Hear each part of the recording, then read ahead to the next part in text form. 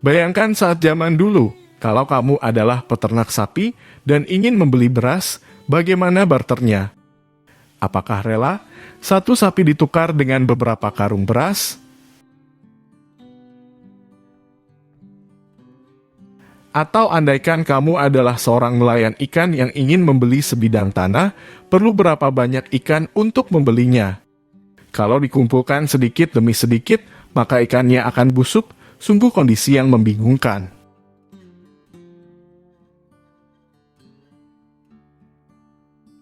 Kali ini kita akan membahas hal simpel, yaitu uang. Bagaimana uang menjadi standar harga? Mari kita bahas. Selamat datang di channel Biografia. Di sini kita akan membahas singkat tentang biografi, histori, kisah inspiratif, dan kisah unik untuk menambah wawasan kita. Silakan ikuti channel kami dan kita lanjut pembahasannya.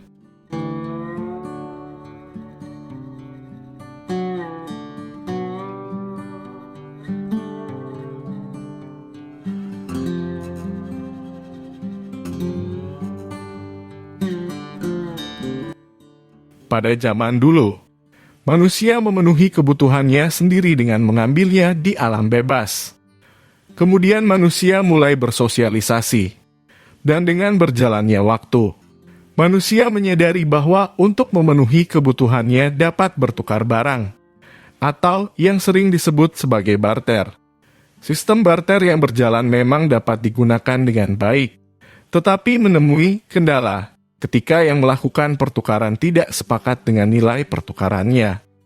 Di antaranya adalah kesulitan untuk menemukan orang yang mempunyai barang yang diinginkan, dan juga mau menukarkan barang yang dimilikinya. Selain itu, adanya kesulitan untuk memperoleh barang yang dapat dipertukarkan satu sama lainnya, dengan nilai pertukaran yang seimbang, atau hampir sama nilainya. Akhirnya, pada masa itu manusia mulai menerapkan barang kebutuhan dasar yang hampir diperlukan setiap individu sebagai standar pembayaran. Barang dasar yang dimaksud diantaranya seperti kulit binatang, gandum, garam, teh, tembakau, dan biji-bijian. Meskipun alat tukar sudah ada, kesulitan dalam pertukaran tetap ada. Kesulitan-kesulitan itu antara lain karena benda-benda yang dijadikan alat tukar belum mempunyai pecahan, sehingga penentuan nilai menjadi tidak adil, serta kesulitan dalam penyimpanan dan pengangkutan menjadi sulit dilakukan. Dan timbul pula kesulitan akibat kurangnya daya tahan benda-benda tersebut, sehingga mudah hancur atau tidak tahan lama.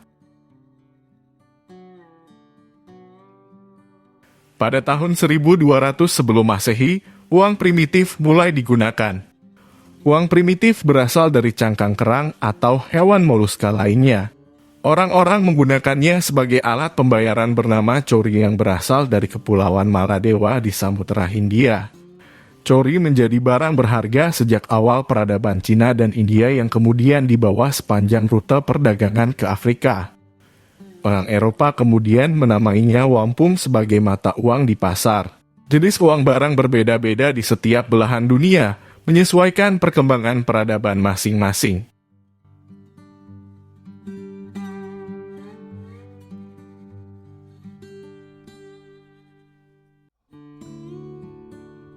Dilansir PBS.org, uang logam pertama muncul pada tahun 1000 sebelum Masehi di Tiongkok. Logam dipilih sebagai alat tukar karena memiliki nilai yang tinggi sehingga digemari, tahan lama, dan tidak mudah rusak, mudah dipecah tanpa mengurangi nilai, dan mudah untuk dibawa.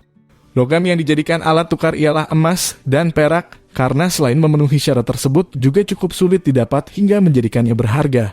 Pada saat itu, setiap orang berhak menempa uang melebur, menjual, atau memakainya dan mempunyai hak tidak terbatas dalam menyimpan uang logam. Ada juga yang berpendapat bahwa keberadaan uang pertama kali dicetuskan oleh bangsa Lydia yang hidup di wilayah Turki pada abad ke-6 sebelum Masehi. Uang tersebut terbuat dari campuran emas dan perak dan berbentuk seperti kacang polong. Perbandingan kandungan emas dan perak di dalam uang tersebut adalah 75 banding 25%. Mereka menamai uang tersebut elektrum. Uang logam lainnya diciptakan pada tahun 560 hingga 546 sebelum Masehi oleh Croesus di Yunani.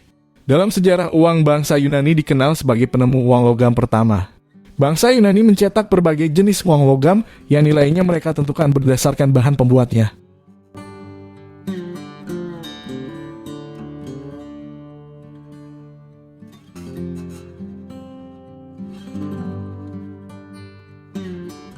Sejalan dengan perkembangan perekonomian, timbul kesulitan ketika perkembangan tukar-menukar yang harus dilayani dengan uang logam bertambah. Sementara jumlah logam mulia emas dan perak sangat terbatas. Namun, seiring berjalannya waktu akibat keterbatasan bahan baku uang emas dan perak, tercetuslah ide untuk membuat uang kertas oleh orang Tiongkok pada abad 1 Masehi. Kalau merujuk sejarah, pembuatan uang kertas sebenarnya sudah mulai dilakukan sebelum masa dinasti Tang, tetapi gagal karena sulit menemukan bahan kertas yang tahan lama. Barulah saat dinasti Tang berkuasa, seseorang bernama Cai Lun berhasil menciptakan kertas dari kulit kayu murbei, yang artinya uang kertas tersebut sudah diakui oleh pihak kerajaan.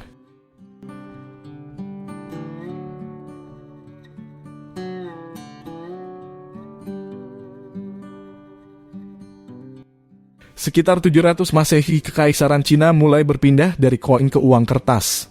Sedangkan beberapa bagian Eropa masih menggunakan koin logam sebagai satu-satunya bentuk mata uang mereka hingga abad ke-16.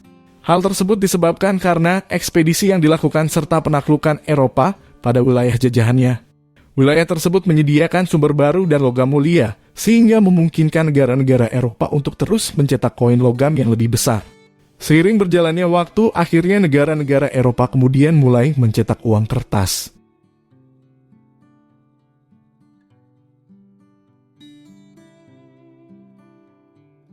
Misalnya pada 1685 saat Kanada masih menjadi koloni Prancis.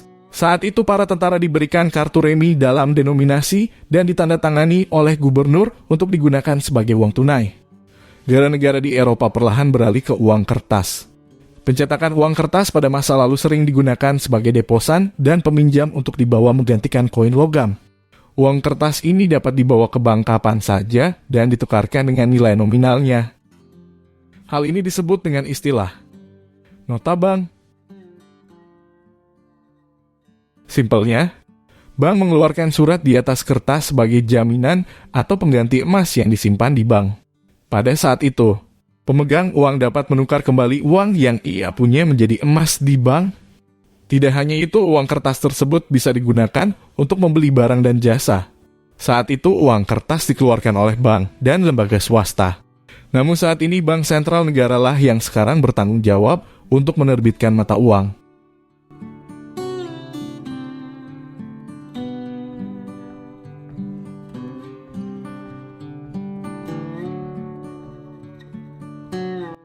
Melansir laman Bank Indonesia, uang kertas pertama di dunia disebut dengan jiaoxi. Uang kertas jiaoxi ini ditemukan di daratan China pada tahun 997 Masehi. Sedangkan, uang kertas pertama kali digunakan di Kepulauan Indonesia oleh perusahaan Hindia Timur Belanda. Surat kredit dari Richdaalder berasal antara tahun 1783 dan tahun 1811.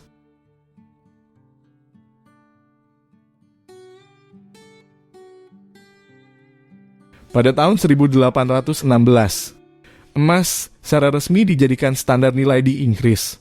Pada saat ini, pedoman dibuat untuk memungkinkan produksi uang kertas standar non-inflasi yang mewakili sejumlah emas.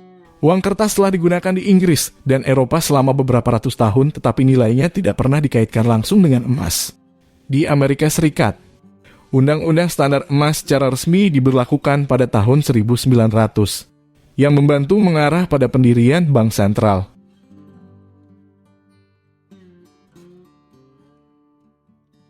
Uang masih berdasarkan emas hingga tahun 1930, akhir dari standar emas Amerika yang diumumkan oleh Presiden Amerika saat itu, Richard Milhous Nixon.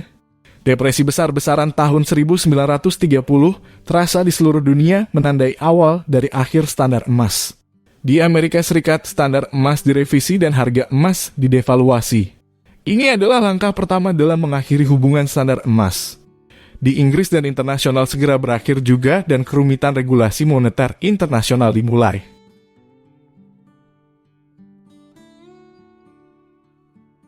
Abad ke-21 telah memunculkan dua bentuk mata uang baru, pembayaran seluler dan mata uang virtual.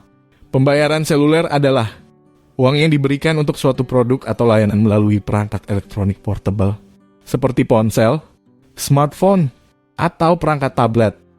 Teknologi pembayaran seluler juga dapat digunakan untuk mengirim uang.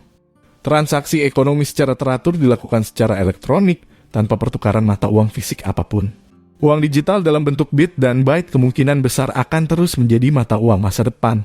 Pada tahun 1946, kartu kredit dan debit diperkenalkan sebagai alat transaksi non-tunai yang masih kita gunakan sampai sekarang.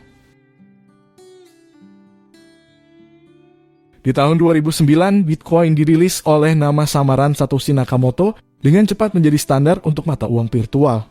Semua Bitcoin dunia pada Juni 2022 bernilai lebih dari 392 miliar dolar. Mata uang virtual tidak memiliki mata uang fisik. Daya tarik mata uang virtual adalah ia menawarkan janji biaya transaksi yang lebih rendah daripada mekanisme pembayaran online tradisional dan dioperasikan oleh otoritas yang terdesentralisasi. Tidak seperti mata uang yang dikeluarkan pemerintah.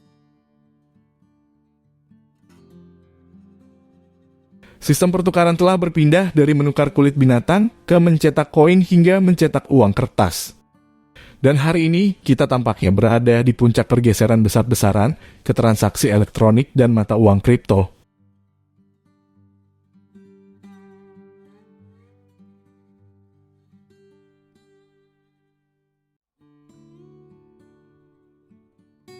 Itulah sedikit pembahasan singkat tentang uang, sebuah benda yang kita cari dari pagi hingga malam, tapi ingat ada pepatah dari Bob Marley.